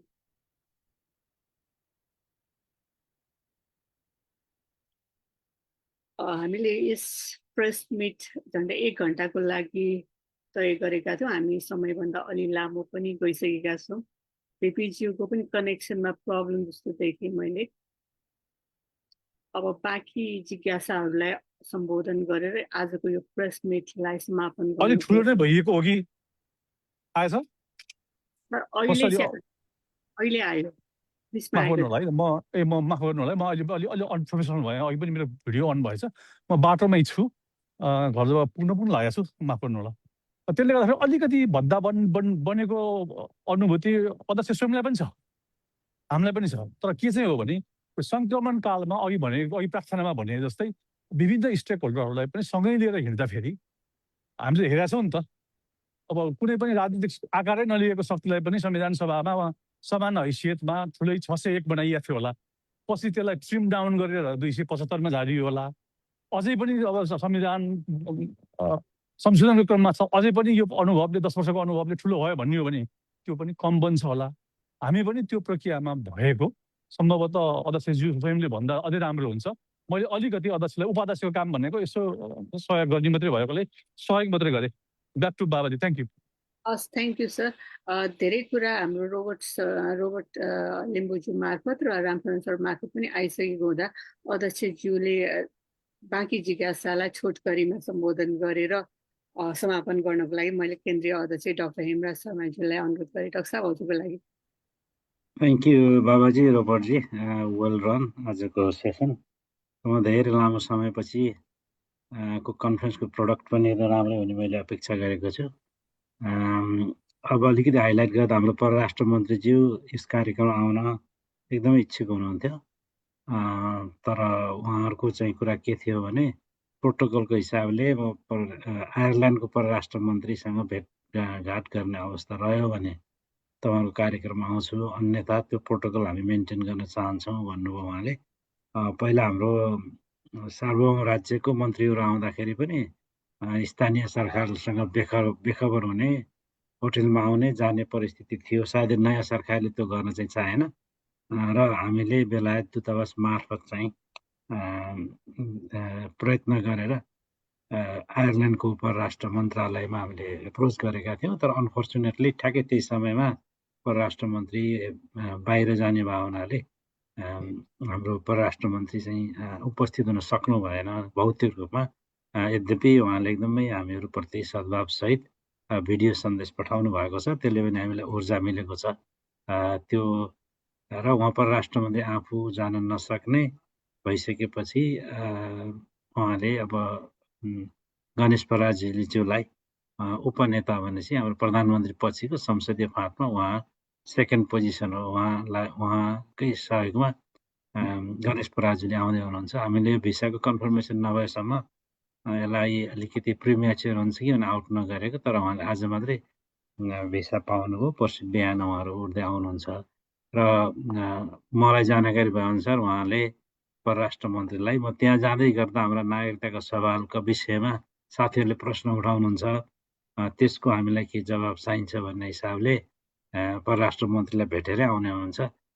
अब यो कन्फरेन्सको आउटकम भनेको यस्तै हो साथीहरू, एकदम मेजरेबल आउटकम भनेको ठ्याक्कै भनेको गाह्रै विषय हुन्छ।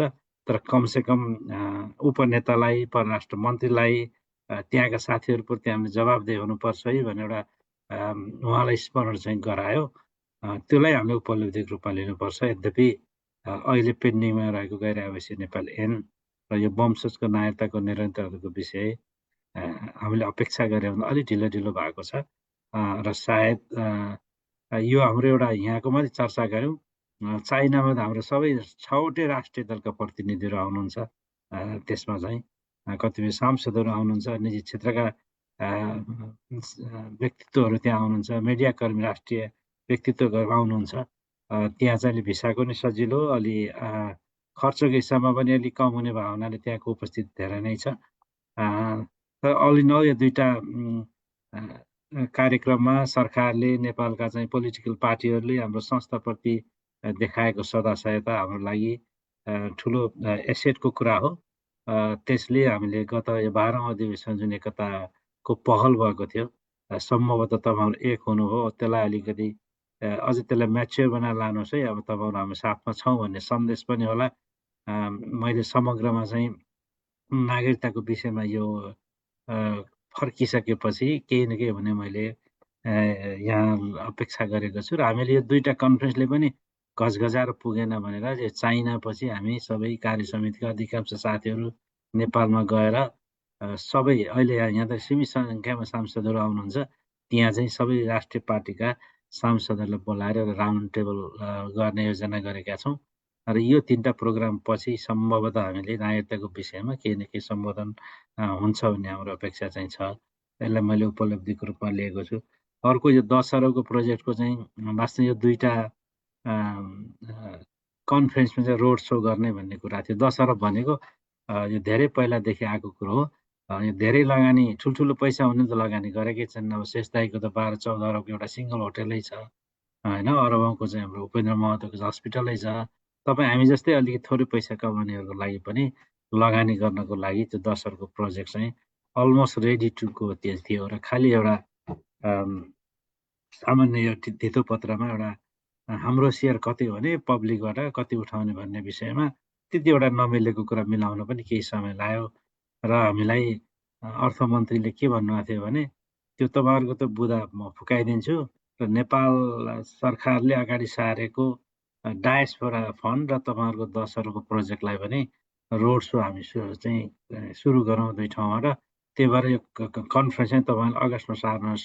जुलाईमा यो बजेट सेसन भयो हुनाले भन्ने उहाँलाई आग्रहमा हामीले यो मिटिङ सारेका थियौँ। तर अनफर्चुनेटली त्यो धितो पत्रको एउटा बुँदा पनि अब विभिन्न कारणले गर्दाखेरि चाहिँ संशोधन हुन सकेन र अरू प्रोटोकलको कारणले गर्दाखेरि अर्थमन्त्रीजी आफै नआएर अरू सांसदहरूलाई त्यहाँ चाइनामा पठाउँदै हुनुहुन्छ। तर हामीलाई के प्रोमिस गर्नुभएको छ भने अर्थमन्त्री सकेसम्म यो चाइनामा हुने कन्फरेन्समै त्यो धितो पत्र बोर्डको जुन सच्याउनु पर्ने प्रावधान हो त्यो भनेको चाहिँ के हो भने हामीले सरकारलाई हामी 5% सरकारले अलरेडी कमिटमेन्ट गरेको छ 10 अरबमा अनि 50 करोड चाहिँ त्यो भनेको 1 अर्ब चाहिँ हामी पैसा उठाउने अब त्यसको हामी उठाउन तयार छौँ। त्यो भनेको 15% भयो। बाँकी 85% आइपिओ मार्फत पब्लिकबाट उठाउनु पर्छ भन्ने हाम्रो चाहिँ एउटा माग हो। तर अहिले धितो पत्र बोर्डमा हामीले 51% चाहिँ हाम्रो तर्फबाट र बाँकी चाहिँ आइपिओबाट गर्नुपर्ने भन्ने यति एउटा बुँदा त्यो क्याबिनेट लेभलमा डिसिसन गर्नुपर्ने छैन। धितो पत्र बोर्डले गरे पनि हुन्छ। त्यो 2टा भइदिएको भए यसलाई रोड सो नै हामीले गरेका थियौँ। यद्यपि चाइनामा भएन भने पनि हामीले यो अगस्तमा चाहिँ काठमाडौँमा गर्ने राउन्ड टेबलमा हाम्रो अर्थमन्त्रीजीलाई नै उपस्थित बनाएर त्यो हामी घोषणा गर्न चाहन्छौँ र त्यसपछि हुने नोभेम्बरमा हाम्रो मिडल इस्टमा, डिसेम्बरमा हाम्रो ओसियानामा र अर्को वर्षको अप्रिलमा हाम्रो चाहिँ अमेरिकामा चाहिँ क्षेत्रीय सम्मेलन हुँदैछ। त्यससम्म अहिले हाम्रो अधुरो रहेको यो रोड सोको सुरु हामी चाहिँ त्यहाँ गर्छौँ। त्यसो भनेपछि लगानी र यो नागरिकताको विषयमा यी सम्मेलनहरूले कसै ढुङ्गाको रूपमा काम गर्ने हामीले विश्वास लिएका छौँ। र अर्को अब संस्थाको रिफर्मकै कुरा, रिब्रान्डिङको कुरा पनि छ। यहाँ विपिनजी लगायत साथीहरूले उठाउनु भयो। यो संस्थामा धेरै खराब मान्छेहरू भए, प्रश्न आए भन्ने कुराहरू चाहिँ छ। त्यही भएर यही अब हामीले एउटा के खुला गरिदिन्छौँ भने अब तपाईँले 2027को भोट तपाईँ आफ्नै घरमा बसेर तपाईँले आफ्नो अध्यक्ष माथि केन्द्रको अध्यक्ष निर्वाचन गर्ने गरी पद्धति विकास हुँदैछ। तपाईँले लाखौँ गइरहेपछि नेपालीहरू सदस्यता लिने, खराब मान्छेलाई भोट हराएर नेपालमा अहिले जसरी नयाँ शक्तिहरू आए तपाईँले नयाँ मान्छे लिएर आउने त्यो संस्था ल्याउने वातावरण चाहिँ बनाइदिन्छौँ। तर फेरि अर्कोचोटि पनि सदस्य नलिने, त्यहाँ जानुहुन्छ कि आउँदैन भन्नुभयो भने त यस्तै हुन्छ। होइन भने संस्थाले चाहिँ एउटा बाटो बनाएको चाहिँ छ। को खराब छन्, को राम्रा छन्, को नराम्रा छन् छानी आफ्नो मताधिकार प्रयोग गर्नु होला। यहाँ अरू पार्टीहरूमा जस्तो हामीले भोटर्स हुनको लागि यहाँ 10 वर्ष चाहिँ क्रियाशील सदस्य लिनुपर्ने अथवा सङ्गठित सदस्य लिनुपर्ने हुँदैन। साथीहरू 2 वर्ष बस्नुभएको छ, आज चाहिँ सदस्यता लिनुहोस् 10 युरोमा 10 पाउनु, भोलि तपाईँहरूले मेम्बर के अरे नेता चुन्नुहोस्, खराबलाई बढाएर दिनुहोस्। त्यहाँभन्दा हामीले गर्न सक्दैनौँ। तपाईँहरूको हातमा चाहिँ बल छ। र अर्को कुरो त्यससँग यहाँ संस्थामा साथीहरूले पनि यस्ता खालका कमेन्टहरूमा तपाईँहरू धेरै चिन्ता नगर्नु होला। हामी यो बाक्लो छाला भएर आएका सङ्गठनका साथी हौँ। यहाँ मैले धेरै लामो समय लिन चाहन्छु। म यहाँ यो अध्यक्षमा आइसकेपछि धेरै कुराहरू सिक्दैछु।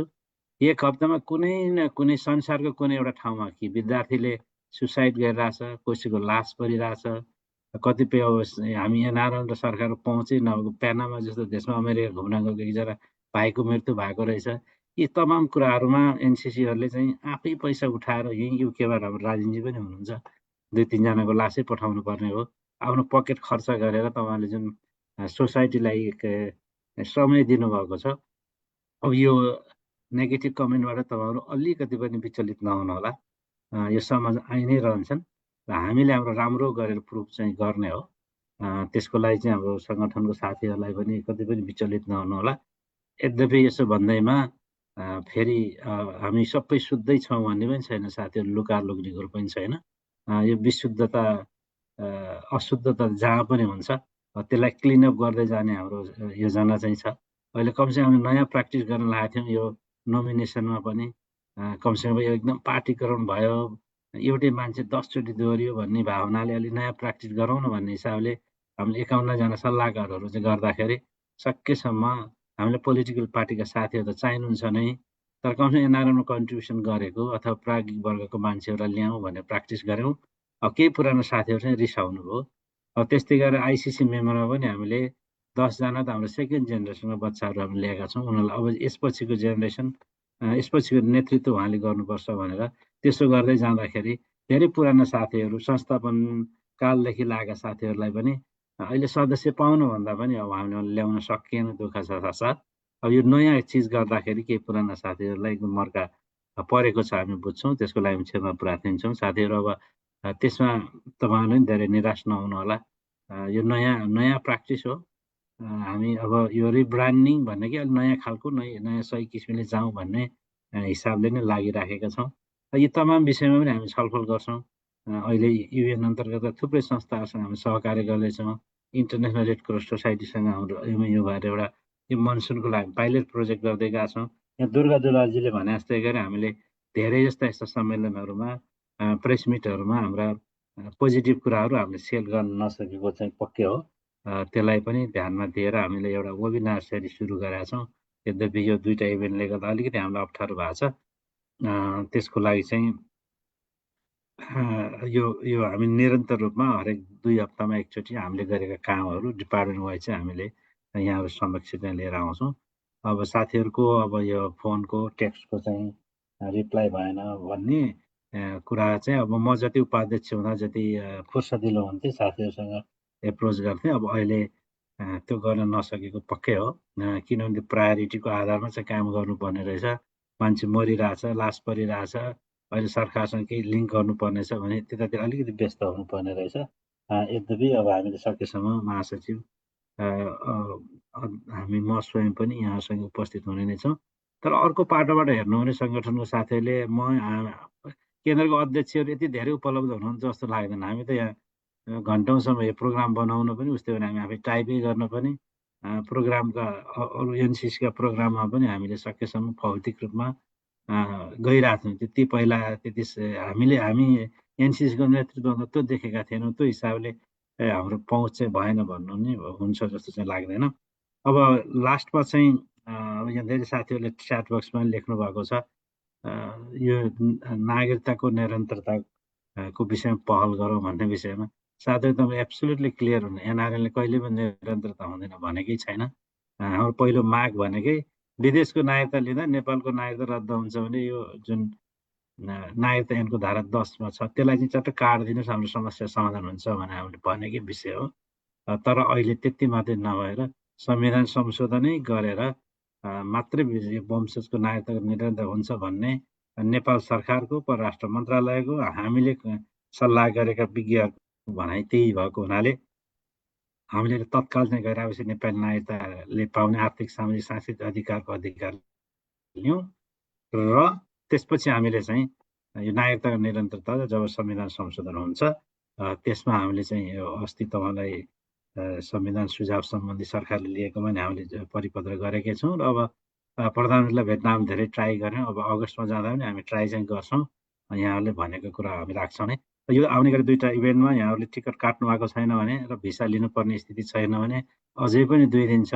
युरोप बस्ने साथीहरूलाई टिकटको फ्लाइट पनि त्यति महँगो चाहिँ पर्दैन। बजेट एयरलाइन्सहरू त्यहाँ धेरै नै जान्छन्। तपाईँहरू त्यहाँ आउनु होला। चाइनामा पनि सम्भव छ नि यहाँहरू आउनु होला। त्यो पनि सम्भव भएन भने काठमाडौँमा पनि यहाँहरू चाहिँ आउनु होला। हामी फिजिकल्ली बसेर तपाईँका तिता मिठा कुराहरू चाहिँ सेयर गरौँला, समाधान गरौँला। धन्यवाद। ल होल यो युरोपियन टिम लाई जुन लिड गर्नुभएको छ अब आरसीज्यूले लगायत सबै टिमलाई म फेरि पनि पुनः बधाई तथा धन्यवाद दिन चाहन्छु। Back to you.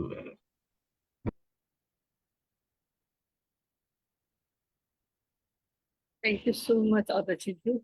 आशिषज्यू अब प्रोग्रामलाई ऱ्यापअप गर्ने कि लामो पनि भयो। त्यो लालसिंहजीले ह्यान्ड गर्नुहुन्छ, उहाँ सायद युरोपतिर के अरे एसियातिर अपडेट गर्न होला, हाम्रो डिआरसी एसियाबाट। डिआरसीज्यू हजुरको केही जिज्ञासा छ भने राख्नु होला, नत्र हामी कार्यक्रमको अन्तिममा आइपुगेका छौँ। अनम्युट गर्नु होला।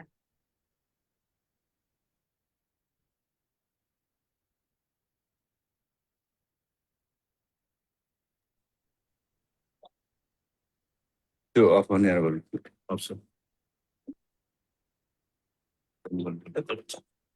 हेलो हजुर सुनिरहेको छ। नमस्ते सम्पूर्णमा।